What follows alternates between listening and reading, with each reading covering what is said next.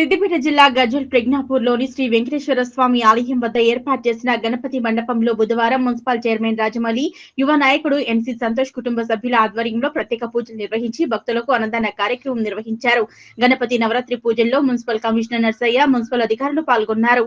ఈ సందర్భంగా municipal chairman Rajamouli మాట్లాడుతూ, గణపతి అనుగ్రహంతో అందరూ బాగుండాలని, ఆదిదేవుడు గణపతిని పూజిస్తే అంతా మంచి జరుగుతుందని, గణపతి నవరాత్రి ఉత్సవాల్లో పాల్గొన్న అందరికీ వినాయక అనుగ్రహం ఉండాలని ఆకాంక్షించారు.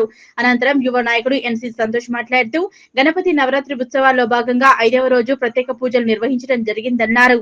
వెంకటేశ్వర స్వామి ఆలయం వద్ద నెలకొల్పిన గణపతి దాదాపు 3 దశాబ్దాల క్రితం చిన్న వినాయకుడి స్థానం నుంచి భారీ గణపతి విగ్రహం వరకు ఏర్పాటు చేసి ప్రతిరోజు వివిధ సాంస్కృతిక కార్యక్రమాలు, అన్నదాన కార్యక్రమం నిర్వహించడం జరుగుతుందన్నారు. ఈ కార్యక్రమంలో పురోహితులు శేషం శ్రీనివాసాచార్యులు, వెంకటేశ్వర దేవాలయం చైర్మన్ ముక్కా రమేష్, పెద్ద ఎత్తున 18వ వార్డు ప్రజలు, భక్తులు, మహిళలు, చిన్నారులు పాల్గొన్నారు. గణేష్ మహారాజ్ కి జై. యావత్ భారతదేశం కూడా ఈ నవరాత్రి ఉత్సవాలలో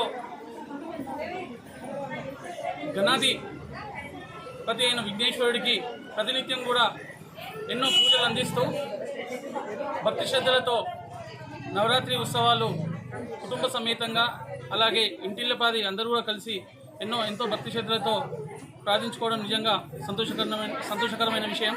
అదేవిధంగా గజ్వెల్ ప్రజ్ఞాపూర్ మున్సిపాలిటీలోని శ్రీ వెంకటేశ్వర ఆలయ ప్రాంగణంలో ఈ వినాయకుడు గత 30 సంవత్సరాల నుంచి కూడా ఇక్కడ నెలకొల్పడం జరుగుతుంది. చిన్నపిల్లలతో స్టార్ట్ అయిన ఈ వినాయకుడు ఈరోజు దాదాపు కొన్ని వేల మందికి అన్నదాన కార్యక్రమం ప్రతినిత్యం చేసే విధంగా ఎదగడం నిజంగా ఇక్కడున్న ప్రజలందరి సహకారంతో ఈ వినాయకుడు అందరి ఆశీస్సులను ఇస్తూ మా అందరినీ కూడా ముందుకు తీసుకెళ్తున్నందుకు ఈ ప్రజలకు అలాగే